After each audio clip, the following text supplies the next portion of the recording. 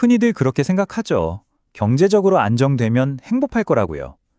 소득과 자산이 많을수록 삶의 질도 높아진다는 믿음. 어찌 보면 당연한 이야기처럼 들립니다. 그런데 정말 그럴까요? 경제적인 안정만 있으면 우리는 정말 행복하다고 말할 수 있을까요? 오늘 이 질문을 함께 풀어가 보려고 합니다. 우선 경제라는 단어부터 한번 살펴볼게요. 이 단어에는 사실 두 가지 뜻이 숨어 있습니다. 서양 어원인 오이코스는 한 가정의 살림살이를 잘 관리한다는 개인적인 차원의 의미고요. 이걸 동양에서 경세재민으로 번역했는데 이건 세상을 다스려 백성을 구한다는 좀 더 큰 국가적인 차원의 의미를 담고 있죠. 그러니까 경제라는 건 개인의 삶과 국가 전체의 복지, 이 두 가지 얼굴을 다 가지고 있는 셈입니다. 어느 쪽으로 보든 경제적으로 자유롭지 못하다는 건 우리 삶을 힘들게 만드는 큰 족쇄가 될 수 있습니다. 그냥 좀 불편한 수준이 아니고요. 가난이라는 게 때로는 사람의 존엄성을 무너뜨리고 모멸감이나 수치심을 느끼기도 하죠. 심지어 건강이나 인간관계까지 위협하는 고통이 되기도 합니다. 물론 경제적 안정 중요합니다. 하지만 돈을 쫓는 것만이 행복으로 가는 유일한 길일까요? 꼭 그렇지만은 않다는 걸 보여주는 게 바로 스크루지의 역설입니다. 꼭 스크루지가 돈을 손에 쥐기 위해서 뭘 포기했는지 한번 생각해 보세요. 건강, 우정, 사랑처럼 돈으로는 살 수 없는 소중한 가치들을 전부 버렸죠. 결국 그는 돈은 많지만 속은 텅 비어버린 부자가 됐습니다. 이처럼 경제적인 풍요가 반드시 주관적인 행복으로 이어지는 건 아니라는 걸 우리는 스크루지를 통해 배울 수 있습니다. 자, 그렇다면 우리나라의 불평등 수준은 실제로 어느 정도일까요? 객관적인 데이터를 한번 들여다보겠습니다. 먼저 소득 격차를 두 가지 다른 기준으로 살펴보죠. 소득 격차를 이해하려면 이 두 가지 개념을 알아야 합니다. 시장 소득은 세금을 내기 전 순수하게 벌어들인 돈이고요. 처분 가능 소득은 세금 낼 거 내고 또 정부 지원금 같은 거 받을 거 받아서 진짜 내 주머니에 들어오는 돈을 말합니다. 먼저 시장 소득부터 볼게요.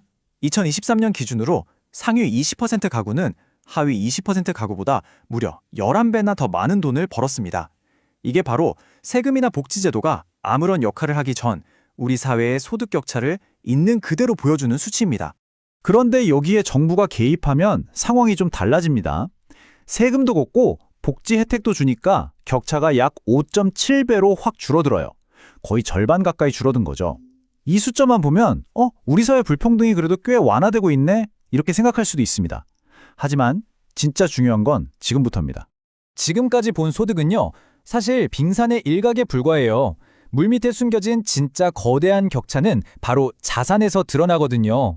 빚을 다 빼고 순수하게 가진 재산, 즉 순자산을 기준으로 보면요, 상위 20%와 하위 20%의 격차는 무려 41배입니다. 41배요. 아까 정부 개입 후 소득 격차가 5.7배였던 거 기억나시죠?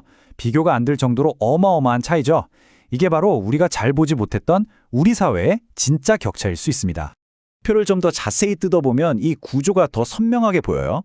하위 20% 가구의 자산은 대부분이 전세나 월세 보증금 아니면 생활비 통장 수준입니다. 이걸로 자산을 불리기는 사실상 불가능에 가깝죠.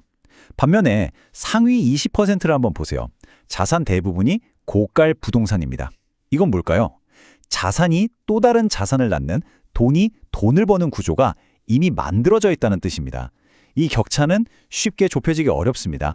자, 지금까지 소득과 자산이라는 객관적인 숫자로 우리 사회를 들여다봤는데요. 그런데 이런 숫자들만으로 한 사람의 삶이 행복한지 아닌지, 좋은 삶인지 아닌지를 정말 다 알 수 있을까요? 결국 핵심은 이겁니다. 객관적인 삶의 조건이 좋은 것과 내가 주관적으로 행복하다고 느끼는 건 완전히 다른 문제일 수 있다는 거죠. 소득이나 자산이 우리 삶의 외적인 틀을 정해줄 수는 있어도 그 안을 채우는 내면의 행복까지 보장해주진 못한다는 이야기입니다. 결국 이 질문은 다시 우리 각자에게 돌아오는 것 같아요. 단순히 얼마를 버는지, 얼마를 가졌는지를 넘어서 여러분의 삶을 진정으로 행복하게 만드는 건 무엇인가요? 이번 기회에 나만의 행복 기준은 뭘까? 한 번쯤 생각해 보시는 것도 좋지 않을까요?